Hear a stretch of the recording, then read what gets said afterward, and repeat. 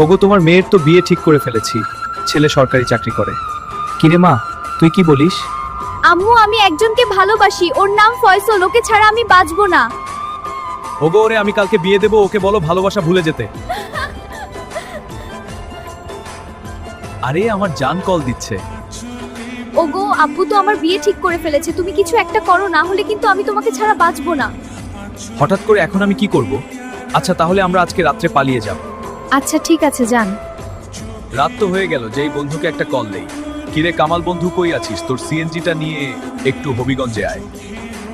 কেন বন্ধু, দরকার নাকি? আচ্ছা ঠিক আছে, আমি আসতেছি। জান তাড়াতাড়ি কর, কেউ দেখে ফেললে সমস্যা।